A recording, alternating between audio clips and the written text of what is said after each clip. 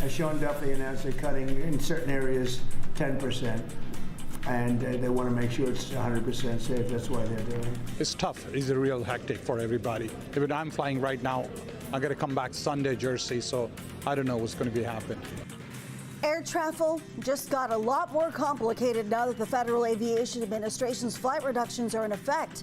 How these cuts will likely affect people traveling through Fresno Yosemite International Airport. And even more consequences from the stalemate on Capitol Hill this morning, as neither Democrats or Republicans are seeming eager to budge.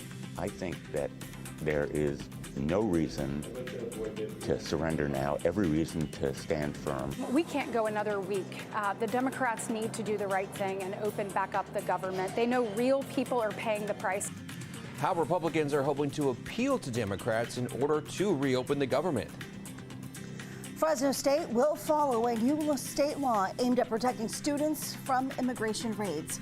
What steps the university is taking to alert people once ICE agents are on campus. You're watching Fox 26, and now, great day.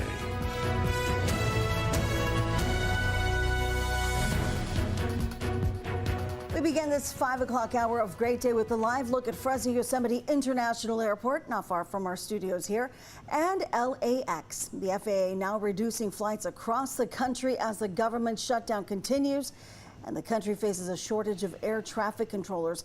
In just a bit, we'll tell you how flight cuts at LAX and other major airports could trickle their way down to those that are heading through the Fresno airport. Good Friday morning to you. I'm Liz Gonzalez. I'm Carl Cook. And I'm Justin Willis. Thank you for joining us. And we're starting off with a dense fog advisory out there, although we're not seeing it just yet. Oh, okay. Yeah, National Weather Service, well, it says the conditions are there, but we'll see how the morning goes. The closer we get to sunrise, the better chance we have for fog to develop out there with our conditions. So let's take a look and see where we are right now. We'll keep you posted on the fog, but for now, we are at 52 degrees. Winds are out of the north-northwest at 3 miles an hour. The dew point is at 50. And here is the rest of the day. At 10 a.m., it's going to be 60 at noon, 64 at 5 o'clock, 67 degrees. Should be mostly sunny out there for you today. Clear skies expected tonight and some light winds out there. But coming up next, your next weather maker. We have another round of rain on the way. That's what it is. And I guess what? It's going to be quite a bit. We'll track that storm for you next. Taking you live now to Los Angeles for a look at Los Angeles International Airport, where travelers are impacted right now as a federal order to cut back flights nationwide is in effect. The Federal Aviation Administration selected 40 airports from over 24 states to cut back flights as the federal shutdown continues. The FAA says that the goal is to reduce pressure on air traffic controllers. According to the website flightaware.com, more than 800 flights are canceled right now. Close to 600 have been delayed. And now the Air Traffic Controllers Union says the industry is facing possible mass resignations as workers remain unpaid during the shutdown. This is putting extra strain on an already stressed system. We only have 10,800 certified controllers. We're 3,800 short of what we actually need, of 14,633. Controllers are resigning every day now because of the prolonged nature of the shutdown. We hadn't seen that before. And we're also 400 controllers shorter than we were in the 2019 shutdown. The issues are getting worse by every day, and we're taking steps steps are being taken to reduce that capacity of the airspace, mitigate risk where we can, and put the controllers in a position to succeed. So far, there is no timeline for when the reduction in flights will end, but it's likely that they will continue as long as the government shutdown goes on. Now, this is a live look at the FlightAware misery map, so to speak. It tracks which airports are being impacted the most. That is also a look at Chicago O'Hare International Airport. Now, you can see that the East Coast is having a lot of issues already right now, feeling the pain this morning, especially along that Northeast corridor. New York, Boston, Washington, and Chicago are topping that list. Now to a live look at the Fresno Yosemite International Airport. It is not on the list of airports seeing flight reductions, but it could result in fewer flights to and from Fresno, depending on the airport. Fresno airport officials say the flight reductions in Denver, Los Angeles, and Dallas have already been leading to some sporadic delays.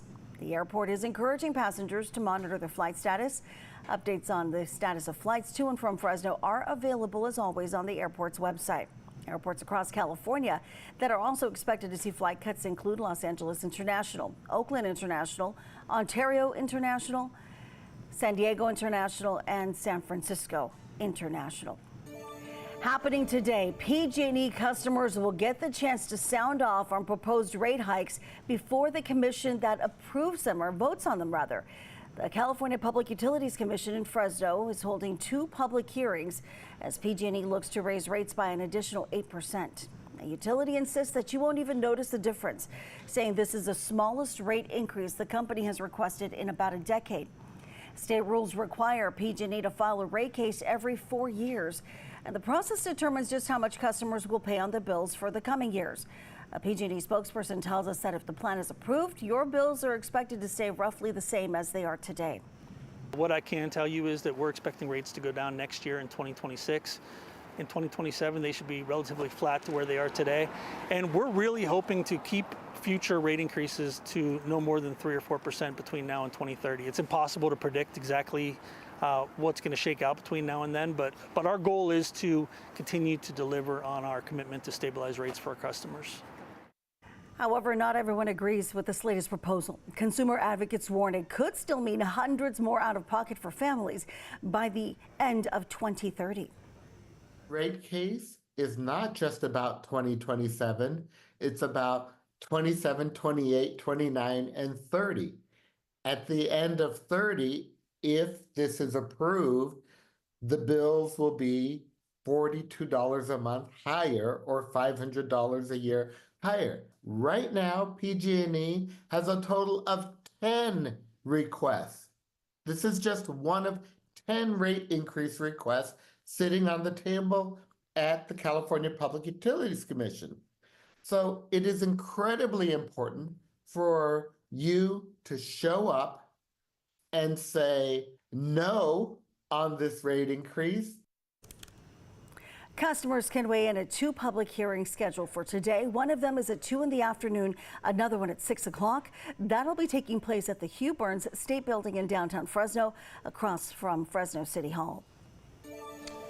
All right, time is 5:06. All right, so we are starting off with a fog tracker here because we're supposed to have a dense fog advisory in place. I mean, there is one in place, but as you can see right now, our visibilities are fine. We'll track it for you throughout the morning because of that advisory in place and see how things are shaping up. But for now, visibility is okay. Still, you need to drive safe, though. All right, so a couple of alerts here. First, the dense fog advisory. It is for the entire San Joaquin Valley, really along the 99 corridor there from Merced County all the way down into Tulare and Kings counties there, in effect until 10 o'clock this morning. Again, we'll keep you posted as the visibilities pick up. Otherwise, for anybody heading out of town this weekend, some other alerts you might want to know about up in the Bay Area. They have a coastal flood advisory. King tides are in effect. Rough waves out there. That's in effect until tomorrow afternoon. Goes down to Monterey. Also, Southern California, anybody heading that way, maybe the Central Coast, San Luis Obispo County, you got a wind advisory in effect until 11 o'clock this morning. So if you're heading that way this morning, you're going to deal with that, especially on the Grapevine there. And they also have some coastal flooding there going in San Luis Obispo,